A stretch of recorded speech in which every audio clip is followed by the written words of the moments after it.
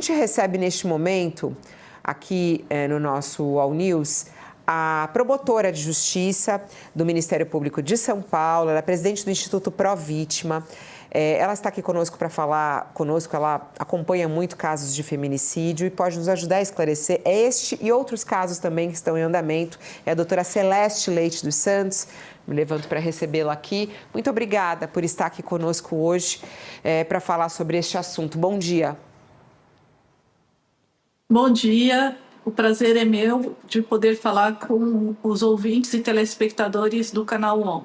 Vamos lá, essa cobrança do governo, né, pedindo apuração sobre esses juízes que absolveram esse homem. Como é que a senhora viu esse episódio? Há alguma justificativa jurídica? O desembargador ter voltado atrás mostra que realmente ele estava errado? Bom, essa é uma questão complexa, mas que mostra o retrato cultural e estrutural da violência no nosso país. Realmente, existem decisões no Superior Tribunal de Justiça que autorizaria, em tese, as duas conclusões. Porém, o que prevalece realmente é que menor de 14 anos, a vulnerabilidade é absoluta. Nós já ultrapassamos aquela interpretação que existia no passado de presunção de violência, que, portanto, poderia ser absoluta ou relativa. Os termos que nós são utilizados pelo nosso Código Penal são, então, de vulnerabilidade. E se é vulnerabilidade, essa não nos permite tergiversar. Esse caso foi muito importante, um divisor de águas para chamar a atenção de todo o Brasil, porque, infelizmente, ele não é exceção. Então, recentemente, o Superior Tribunal de Justiça, inclusive, estava relativizando a tese. Eu cheguei a escrever e denunciar na mídia o ano passado, justamente na linha da interpretação desse desembargador. Me parece que a ministra agiu corretamente, dentro do que, inclusive, está proposto no Pacto Nacional Antifeminicídio, de que, sim, existe um acordo que Executivo, Legislativo e Judiciários devem envidar esforços para combater a violência contra a mulher, e esse caso não é uma exceção. Não é uma exceção, mas foi um erro do desembargador. E ele só voltou atrás por causa do auê que foi feito, né? Então, foi importante a opinião pública mostrar a importância do aplicador do direito ser adstrito exatamente à interpretação da lei.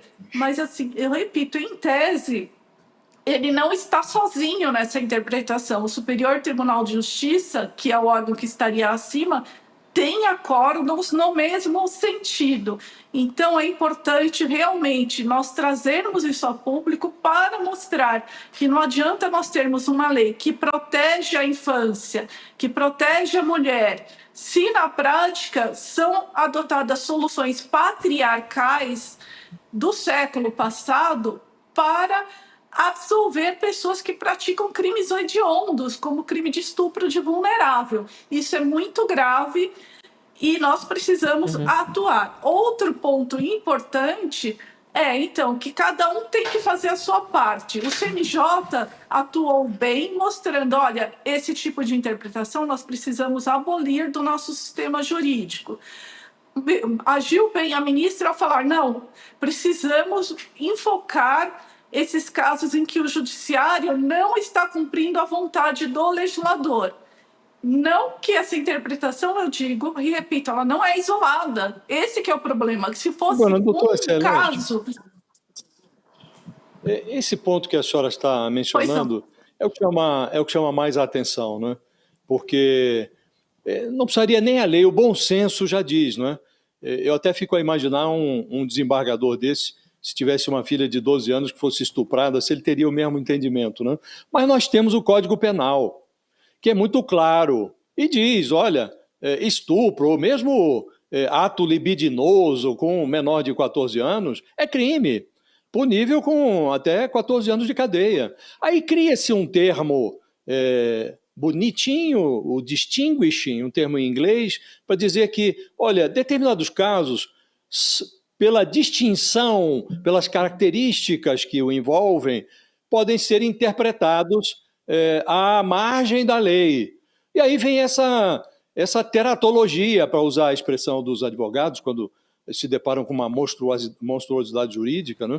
De uma menina de 12 anos, que se o destino dela se defronta com um homem de 35 anos, ela é estuprada, e aí o sujeito é condenado na primeira instância a 9 anos e 4 meses de cadeia. Chega lá uma turma do Tribunal de Justiça de Minas Gerais e diz: não, aqui tinha um vínculo afetivo, era consensual, era consentido pelos pais.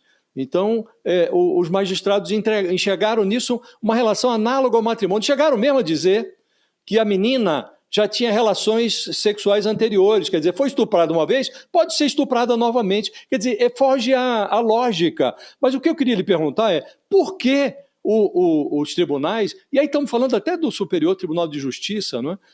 Se permitem sair da letra da lei para fazer as suas próprias interpretações? Como é possível uma coisa dessa? E eu queria saber da senhora se, em algum caso, é possível distinguir traços que permitam fazer interpretações como essa, que fogem da lei, que contrariam a lei, mas que não, tem um distinguishing aqui, tem uma distinção, esse caso é especial. Isso é possível? É admissível?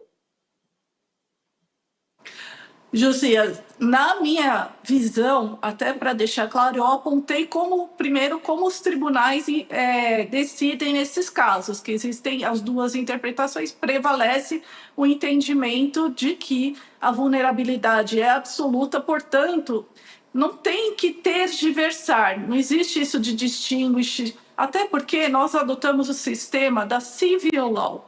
Então, não pode, diante do caso concreto, nós introduzirmos elementos que não estão previstos na lei. Agora, tem um outro ponto importante que você destacou, que pouco se está falando, que é a questão dos pais omissos. Os pais omissos também foram condenados e deve ser mantida a condenação deles, porque isso também é um absurdo.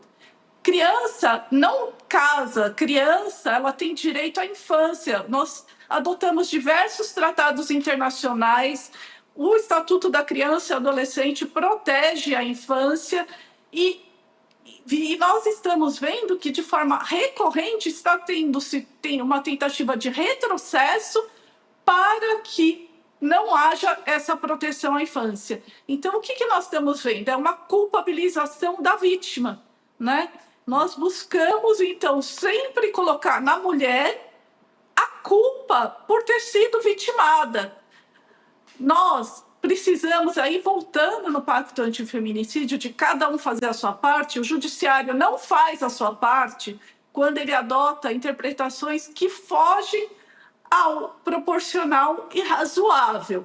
E o Legislativo também não está fazendo a sua parte quando ele deixa de aprovar o Estatuto da Vítima, que é o projeto de lei 3890 de 2020, já aprovado no Congresso Nacional e na Comissão de Direitos Humanos, e tem pedido de urgência daquela comissão para ser posto em votação em plenário.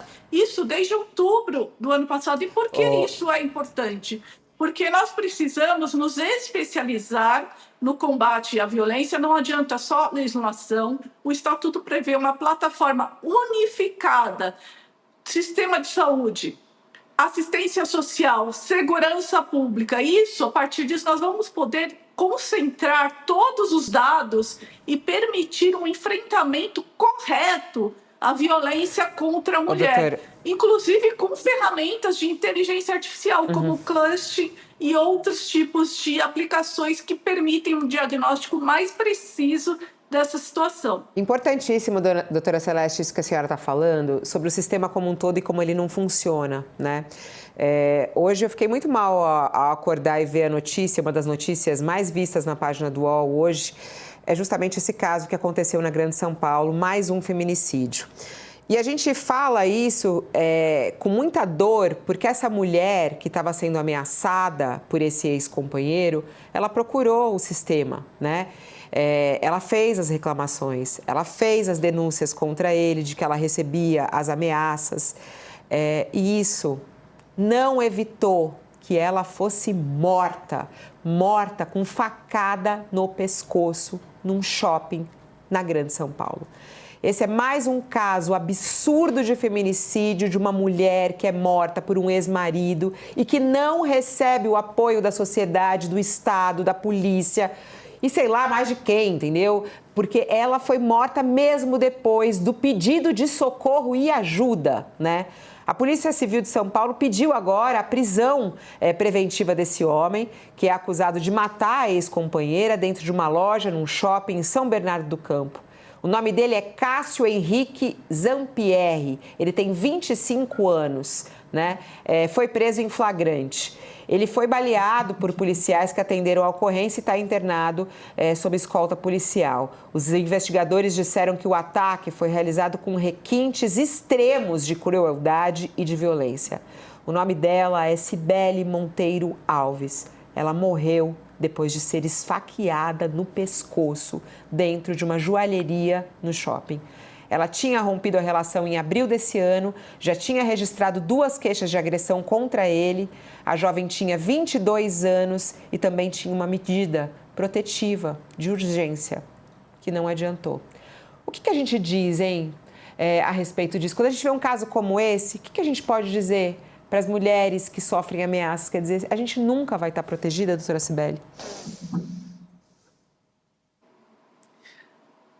Bom, a proteção à mulher, ela enfrenta desafios. O principal desafio estrutural é a ausência da igualdade entre homens e mulheres. E sobre esse assunto, nós precisamos adotar, por exemplo, o modelo espanhol, que conseguiu, de fato, reduzir os casos de violência. Primeiro, eles chegaram à conclusão: não adianta a gente aumentar penas apenas. Não adianta nós usarmos o sistema penal tão somente para conseguir combater a violência contra a mulher. Sendo um problema estrutural, nós precisamos introduzir na sociedade e no poder público a consciência desse enfrentamento coletivo por todos. Ele é problema das mulheres, mas ele é também problema dos homens.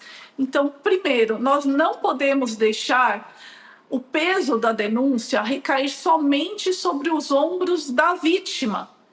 Esse é o primeiro ponto. Então, se você está na rua e presencia um episódio de violência, o mínimo que você tem que fazer é acionar a polícia militar por um risco concreto. Isso é uma obrigação como cidadão, como cidadã. Então, temos que nos submeter. O sistema é perfeito, ele não é perfeito, ele tem falhas e nós precisamos diagnosticar essas falhas e enfrentá-las. A medida protetiva, ela tem as suas limitações. Por isso que eu sempre digo da importância de nós ampliarmos nos casos em que é feito um registro policial e que esse não foi em flagrante, não foi decretada uma medida protetiva, que seja associada a uma medida cautelar diversa da prisão, que é o monitoramento eletrônico. Então, primeiro, nós precisamos que cada vez mais os juízes e promotores de justiça, o promotor requer o juiz ali, né, essa medida protetiva, essa estratégia do monitoramento eletrônico, que aí você pode visualizar em tempo real a aproximação daquele agressor da vítima e realmente impedir um resultado fatal.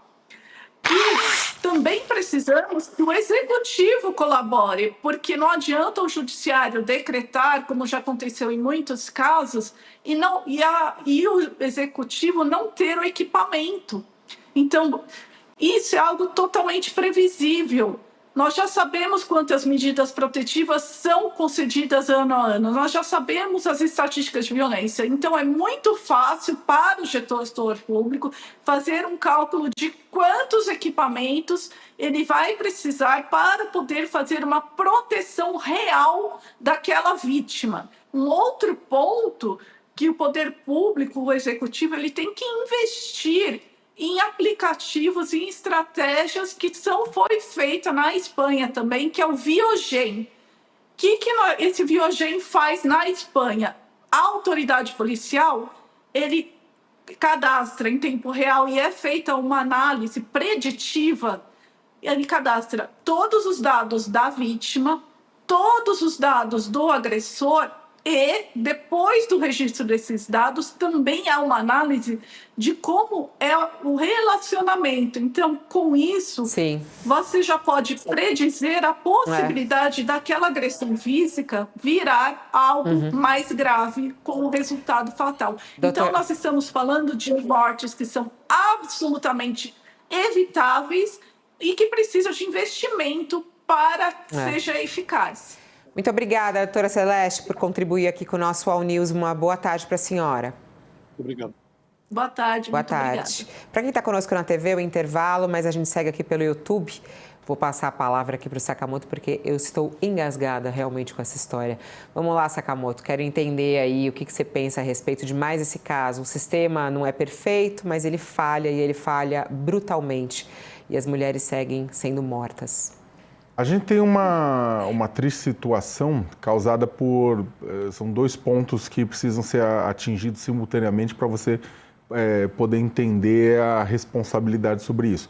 De um lado, é claro, você tem um sistema de justiça que não raro é incapaz, temos justiça, tem um policial que não raro é incapaz de dar resposta, de dar proteção de fato a mulheres que denunciam seus cônjuges, seus familiares, outras pessoas de violência, de ameaça.